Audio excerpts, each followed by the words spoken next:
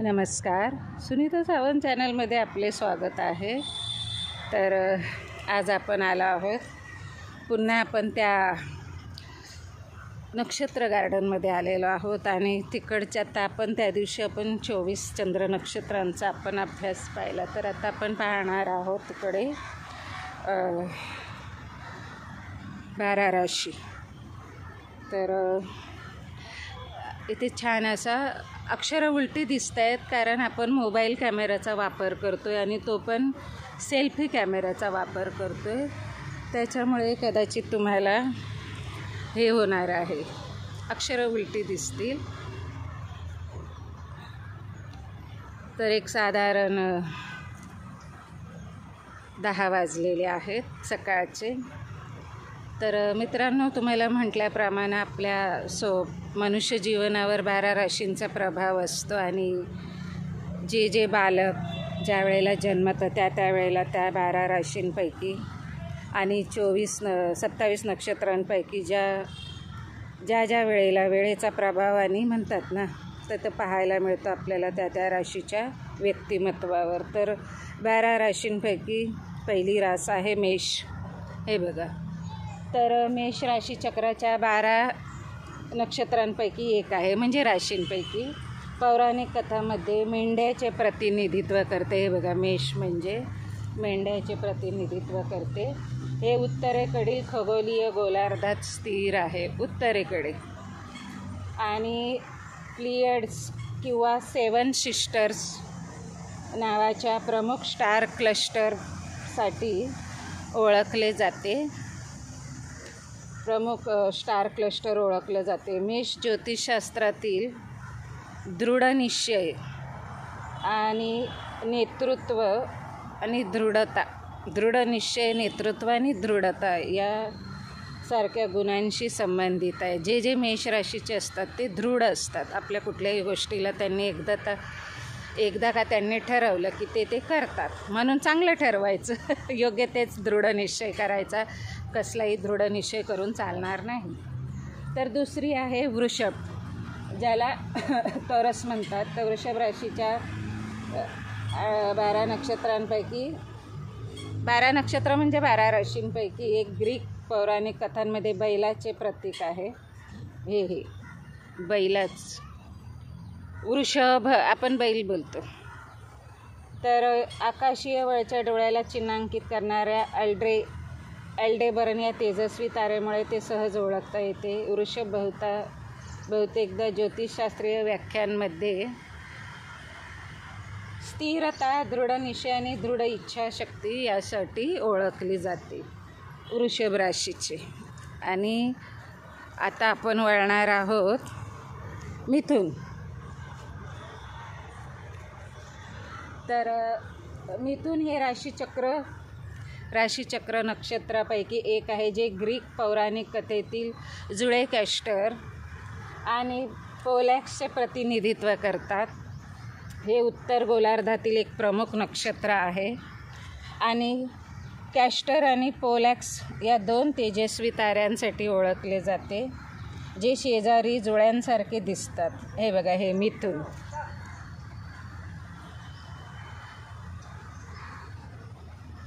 ज्योतिषशास्त्रात मिथुन कुतूहल, अनुकूलता आणि सामाजिकता यासारख्या वैशिष्ट्यांशी संबंधित आहे मिथुन राशी। तर आपण थोडक्यात हे घेऊ, मग पुढच्या व्हिडिओमध्ये आपण प्रत्येक राशी स्वभावही सांगूया माझ्या माहितीप्रमाणे।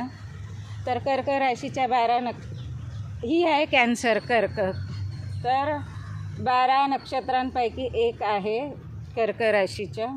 पौराणिक कथांमध्ये खेकड्याचे चित्रण आहे। हे स्टार क्लस्टर मेसियर 44साठी उल्लेखनीय आहे, ज्याला बीहाईव्ह क्लस्टर देखील म्हणतात।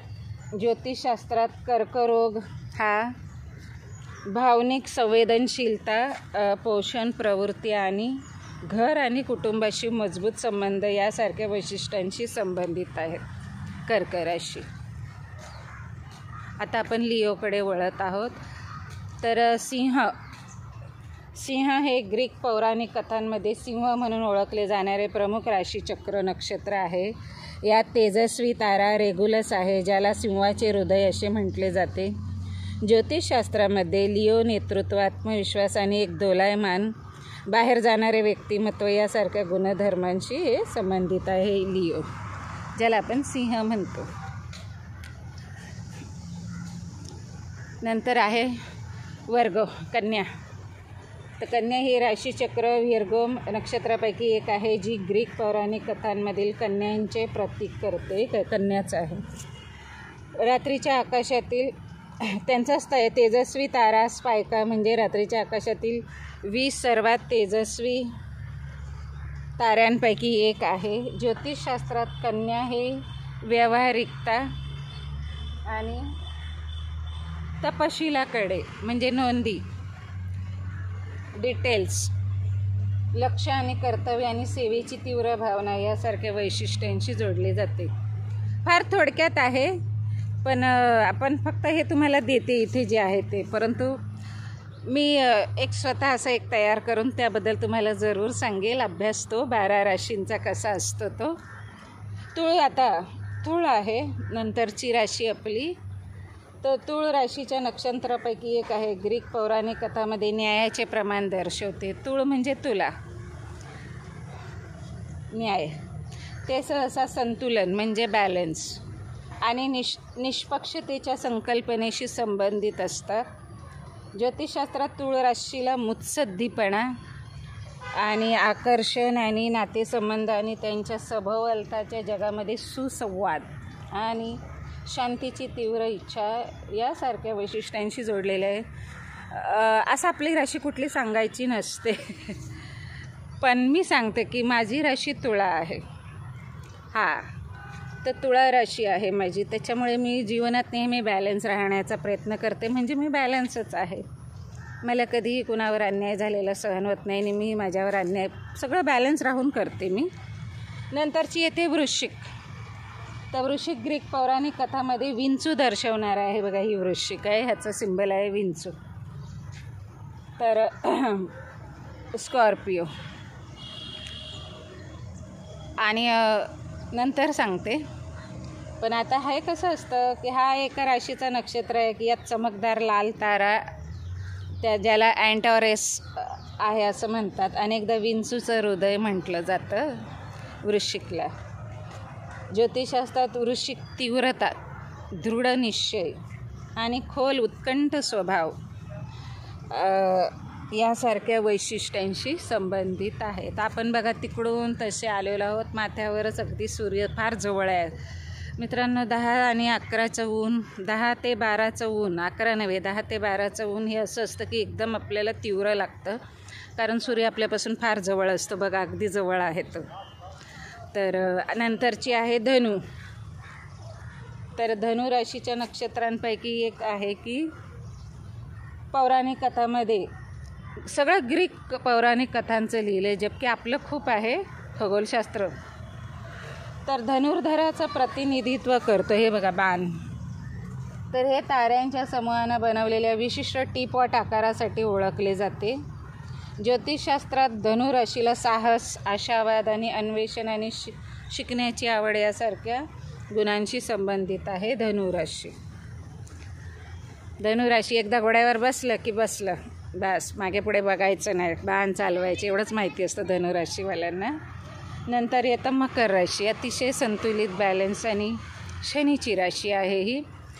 तर मी माझ्या माहितीप्रमाणे नंतर बनवेल व्हिडिओ, पण मी कधी मला काय आठवलं तर सांगते की मकर राशी ही तुळ राशीवाल्यांना अत्यंत प्रिय आहे, कारण तुळ राशी ही शुक्राची राशी आहे आणि मकर राशी ही शनीची राशी आहे. आणि शनी आणि शुक्र हे एकमेकांना खूप बॅलन्स करतात, सांभाळून घेतात.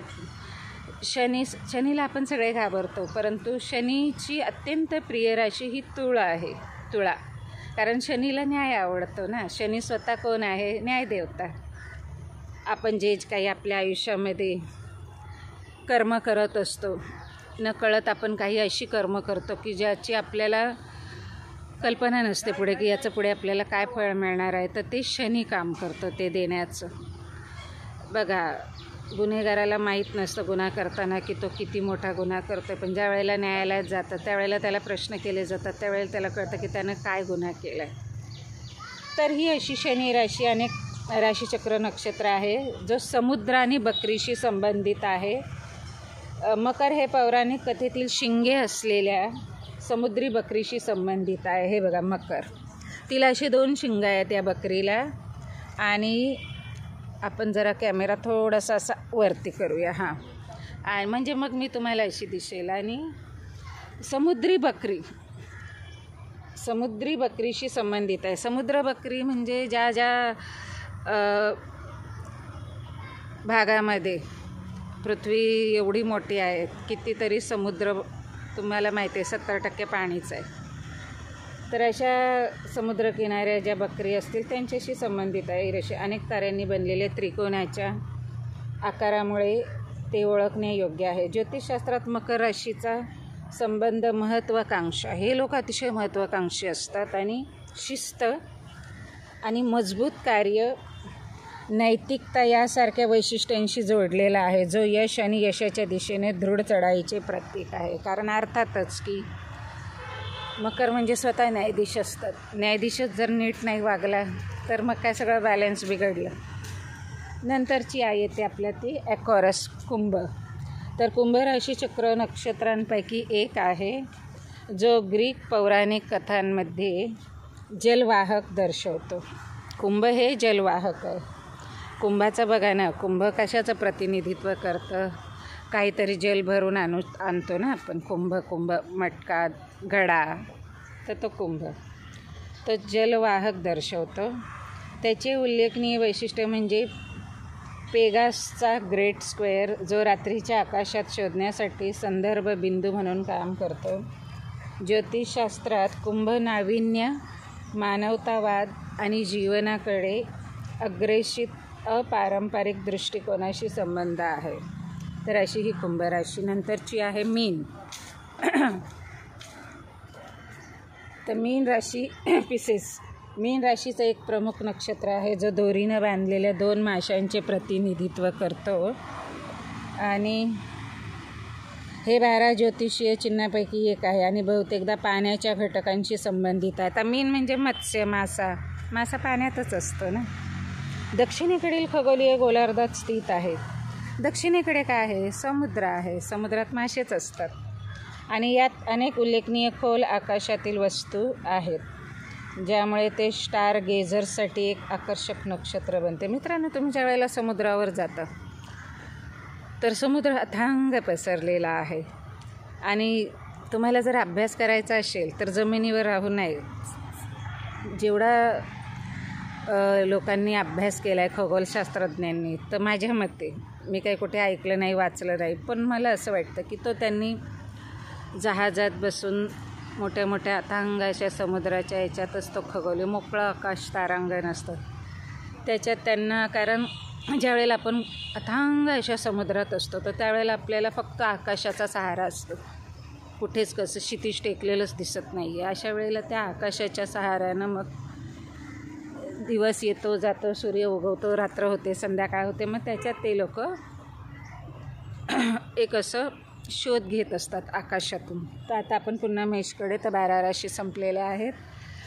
तर मी तुम्हाला माहिती घेऊन किंवा माझ्या स्वतःचं काही असं चांगलं व्यवस्थित टाकून 12 राशींचे लोक, त्यांचा स्वभाव, मला ज्योतिषशास्त्र फार आवडतं, तर मी तुम्हाला त्याबद्दल जरूर, मग त्यावेळेला असं फिरणार नाही आहे, तर एकाच ठिकाणी बसून मी जे वहीमध्ये लिहिलेलं असेल त्याप्रमाणे मी तुम्हाला त्याचं सांगेल.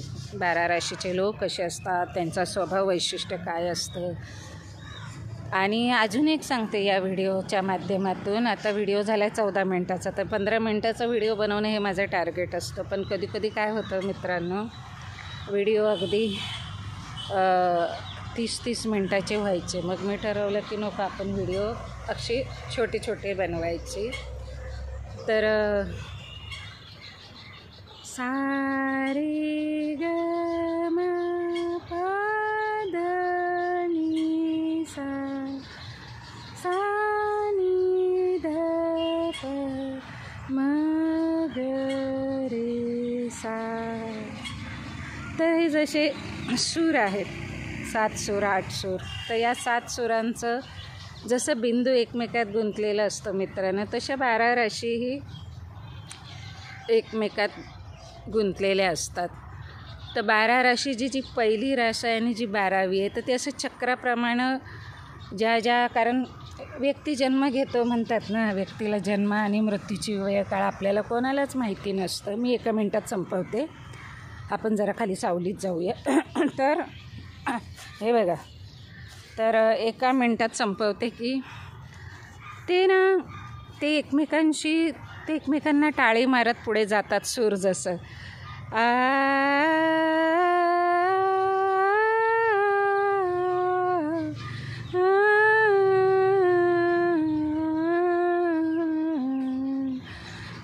पायरीनं स्टेप बाय स्टेप टाळी मारत डॉट डॉट डॉट सा रे ग म प ध नि सा सा नि ध प म ग रे सा. स्वभाव गुणही तशीच असतात मनुष्याचे 12 राशीतील.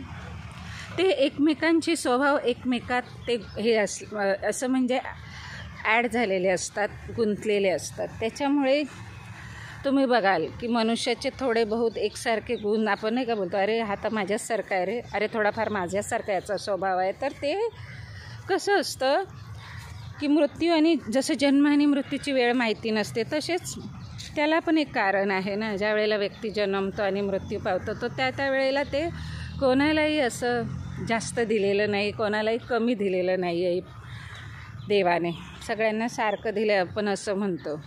बघा ना किती छान आहे, हिरवगार. तर याला कारण की ते मनुष्याचे स्वभावही तसेच असतात. कधी कधी तुम्ही चेहरेपट्टी बघा, फार अशी मिळती जुळती कधी असतात कधी नसतात. जगाच्या म्हणतात पाठीवर तुमच्यासारखी अशी निदान 3-4 माणसं तरी असतात, पण ती तुम्हाला कधीच दिसत नाहीत. तसे स्वभाव गुण, वैशिष्ट्ये, गुणदोष हे सुद्धा असे या सप्तसुरांप्रमाणे एकमेकात भिनलेले असतात. 12 राशीही तशाच प्रत्येकाच्या आयुष्यामध्ये या 12 राशींचे गुण असतात. जसं की माझी तुला राशी आहे, जर तुला राशीच्या आधीची जी राशी आहे त्यातले गुण माझ्यात आलेले असतात आणि माझ्या तुला राशीचे गुण माझ्या खालच्या राशीमध्ये भिनलेले असतात. तर हे बघा कशाचं झाड आहे आपण बघूया, पेरूचं आहे. याचा वास बघा, पेरूसारखी खुशबू आहे. तिकडे पेरू बरेच लावलेत. हे बघा, पेरूचं झाड ना साधारण असं एक पांढरट असतं, असं पांढरं त्याचं खोड बघा, हे बघा, हे ना असं ब्राउनिश आणि थोडंसं व्हाईट असतं. तर 12 राशींचे स्वभाव आणि 12 राशीचे लोक त्यांचं करिअर कशात करू हे आपण एक, हा बघा कीड लागली इकडे, तर इकडे यांनी ना दवा मारला पाहिजे आहे ना, अशी पानंही बघा किडली. तर चला, आजचा व्हिडिओ तुम्हाला कसा वाटला. मला माहिती आहे यामध्ये विशेष नक्षत्रांची खूप छान माहिती आहे, पण 12 राशींची माहिती विशेष नाही आहे, तिथे विशेष नाही आहे. 12 राशींची फार सुंदर माहिती आहे. मेष राशी, त्यांचे स्वभाव ते पूर्ण शेवटची राशीपर्यंत, ते आपण ते नंतर या विषयाला हात घालू. मी आता जरा वॉक घेते. तर असेच पाहत राहा व्हिडिओ, अधिक न लांबवता. आवडल्यास जरूर लाईक करा. मी तुमच्यासाठी, तुम्ही जर मला लाईक केलं तर आवडल्यास शेअर केलं आणि मला ऐकलं पाहिलं तर मला एक हे भेटते, ऊर्जा भेटते. पुन्हा दुसरा चांगल्यातला चांगला व्हिडिओ करायची मला ऊर्जा मिळते, प्रेरणा मिळते. आणि मीही मग अधिक अजून कसले चांगले विषय घेऊन तुमच्यासमोर यायला मला आवडेल.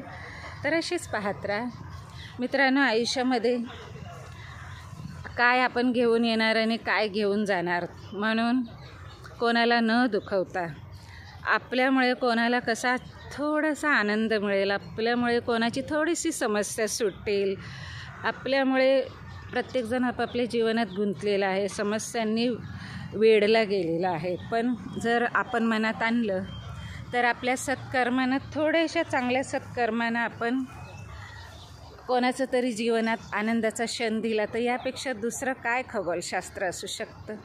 तर असेच पाहत राहा आणि आवडल्यास लाईक करा, शेअर करा आणि सबस्क्राईब करा. Thank you for watching. खुश रहा.